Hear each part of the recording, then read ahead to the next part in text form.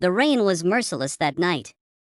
Sheets of water slashed across the city as thunder tore through the sky, and the wind howled like it carried the cries of lost souls. In the midst of the storm, Alexander Reed, a man known for his impeccable suits, expensive taste, and ruthless business mind, gripped the steering wheel of his sleek black car. His eyes were sharp, focused, yet somewhere deep inside them, there was a loneliness that no amount of wealth could hide. He was on his way back from a charity gala, the kind of event where people wore masks of compassion but spoke the language of power and greed. But fate, that cruel and mysterious force, had other plans for him that night, plans that would break him, humble him, and ultimately change his soul forever. Before we go deeper into this heartbreaking yet inspiring story, take a moment to like, comment, share, and subscribe if you believe in kindness, compassion, and the power of second chances, because what you're about to hear will remind you that even the coldest hearts can learn to love again. As Alexander's car sped down a dimly lit back street, a shortcut his driver often took to avoid traffic, he noticed something unusual through the blur of the rain. A faint flicker of light, almost like the reflection of a flame, near what looked like a large dumpster.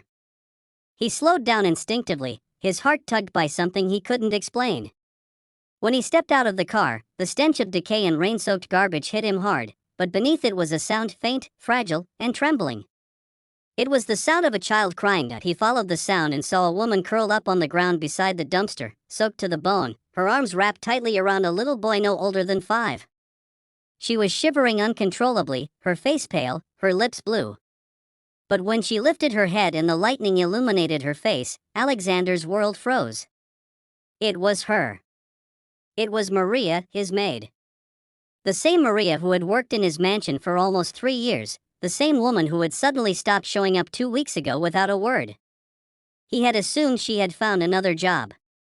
But here she was, lying in the filth and rain, holding her unconscious son, her face hollow with hunger and exhaustion. He rushed forward, disbelief clouding his mind. Her clothes were torn, her skin bruised, and the boy, her son, looked like he hadn't eaten in days. He lifted the child into his arms, feeling the frailty of his small body, and called for his driver to help. Within minutes, they were in his car, racing toward the nearest hospital. But as Maria weakly whispered his name, her voice cracked with something that pierced him to the core, shame, fear, and pain all mixed together. At the hospital, doctors immediately took the boy, Ethan, into emergency care for dehydration and malnutrition, while Maria was treated for exhaustion. Alexander sat outside the ward, drenched in trembling, not from the rain but from the storm inside his heart. He couldn't understand. How could someone who worked for him, someone who lived under his roof and cared for his home, end up in a place like that? When Maria finally woke up, tears streamed down her face before she could even speak. She tried to apologize, tried to say she didn't want to be found like that. But Alexander stopped her. He needed to know why.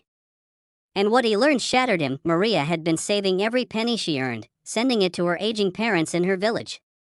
Her husband, a construction worker, had died in an accident years ago, leaving her to raise Ethan alone. When her son fell ill, she needed money for his treatment, but her salary wasn't enough, and she was too ashamed to ask for help. She borrowed from a loan shark who promised leniency but turned cruel when she couldn't repay him on time.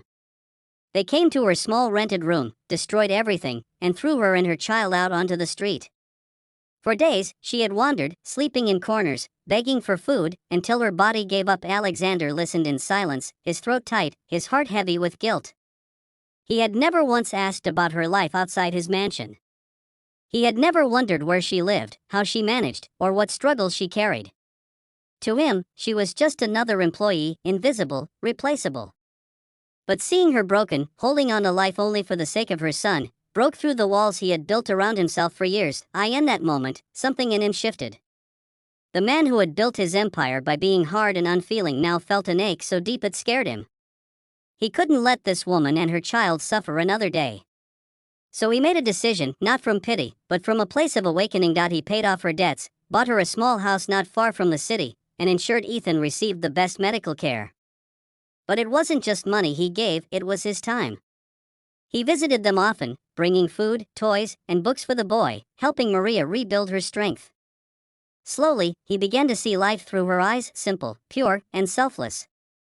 She found joy in small things, gratitude in moments he never even noticed before. For the first time, Alexander began to feel alive. Weeks turned into months, and the bond between them deepened. Ethan, once a frail and fearful child, began to laugh again. He adored Alexander, calling him Uncle Alex, and their connection filled the house with a warmth Alexander hadn't known since he lost his own family years ago. His wife had died in a car accident, taking their unborn child with her, and ever since, he had buried his pain beneath work, money, and indifference.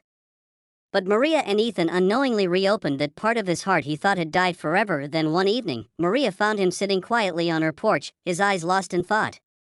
The golden light of sunset fell over his face as he spoke softly about his past, his losses, and how he had once believed love only brought pain.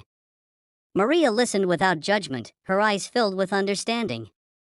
It was the first time he had spoken those words aloud since the tragedy, and in her silence, he found peace. Soon after, he offered Maria a position, not as his maid, but as the manager of a new charity foundation he was launching for single mothers and underprivileged children.